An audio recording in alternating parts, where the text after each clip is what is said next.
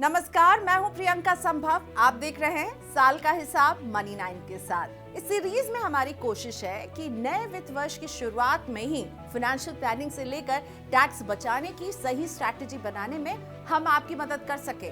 और इस कड़ी में आज हम लेकर आए हैं टैक्स बचाने का वो कॉन्सेप्ट जिसके जरिए आप अपना नुकसान कम कर सकते हैं, और इसे कहते हैं टैक्स हार्वेस्टिंग।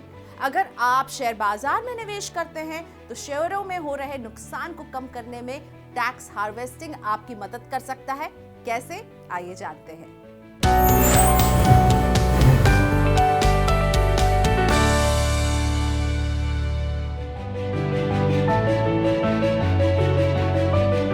रूस यूक्रेन के बीच जंग से कई लोगों के पोर्टफोलियो का एक हिस्सा लाल रंग में आ गया है।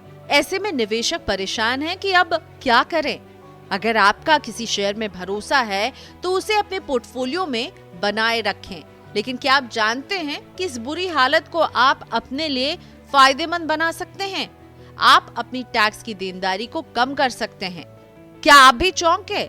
चलिए आपको बताते हैं कि कैसे होता है ये पूरा टैक्स बचाने का खेल।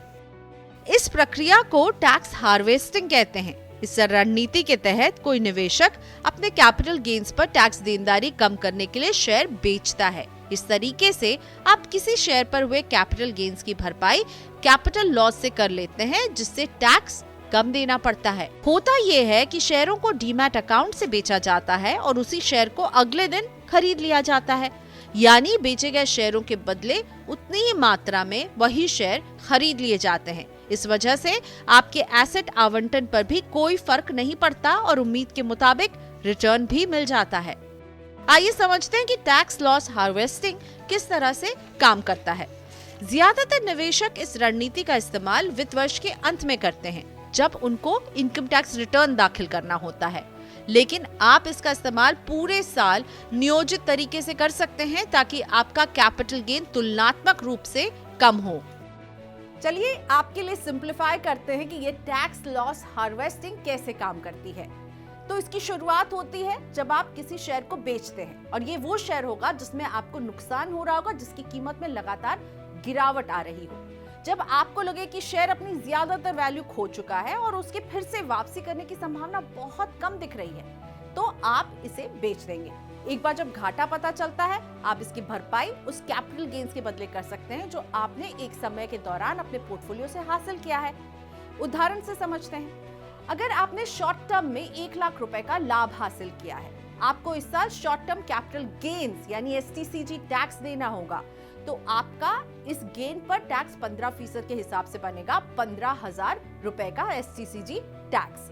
अगर मान ले कि आपके पास फिलहाल कुछ ऐसे शेयर हैं जिन पर आपको 60,000 रुपए का अनरियलाइज लॉस हो रहा है, यानी आप उसे देख रहे हैं, आपने उसे बुक नहीं किया है, तो आप इस शेयर को बेचेंगे और नेट STCG को घटाकर 40,000 रुपए कर पाएंगे। इस तरह आपको 40,000 रुपए पर 15% की दर से कुल 6,000 रुपए का ही टैक्स देना होगा और आप 9,000 रुपए का टैक्स बचा पाएंगे। तो आप बड़ी आसानी से अपनी टैक्स की देनदारी को टैक्स लॉस हार्वेस्टिंग के जरिए कम कर सकते हैं। अनरियलाइज लॉस को बुक कर और तत्काल उसी शेयर को खरीद कर इस तरह लॉस बुक करने से आपकी पूरी वित्त वर्ष में टैक्स की देनदारी कम हो जाएगी। इस तरह आपको पोर्टफोलियो में नुकसान नहीं होगा, क्योंकि आपने लगभग समान कीमत पर उतने ही शेयर फिर से खरीद लिए हैं। इन्वेस्टोग्राफी की फाउंडर श्वेता जैन कहती हैं कि टैक्स लॉस हार्वेस्टिंग को टैक्स घटाने के लिए प्रभावी साधन के रूप में इस्तेमाल किया जा सकता है।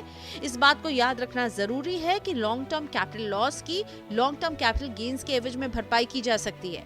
हालांकि शॉर्ट टर्म कैपिटल लॉस की भरपाई लॉन्ग टर्म या शॉर्ट टर्म कैपिटल गेन्स के बदले की जा सकती है। इसी तरह फिर से वही शेयर खरीदना होगा जो आपने बेचे हैं, ताकि ये सुनिश्चित हो सके कि पोर्टफोलियो पहले की तरह ही बना रहे। मनी 9 की सलाह। ध्यान रहे कि टैक्स लॉस हार्वेस्टिंग से आपको टैक्स देनदारी कम करने में मदद मिल सकती है, लेकिन इसमें ब्रोकरेज, SCT, स्टैंप ड्यूटी, शेयरों की बिक्री और खरीद कीमत में अंतर का फर्क आदि भी शामिल करना होता है। लॉन्ग टर्म कैपिटल लॉस को केवल लॉन्ग टर्म कैपिटल गेन्स के बदले ही भरपाई की जा सकती है। हालांकि शॉर्ट टर्म कैपिटल लॉस की भरपाई शॉर्ट टर्म कैपिटल गेन्स या लॉन्ग टर्म कैपिटल गेन्स दोनों के बदले की जा सकती है। इस तरह के लॉस को 8 साल तक कैरी फॉरवर्ड किया जा सकता है।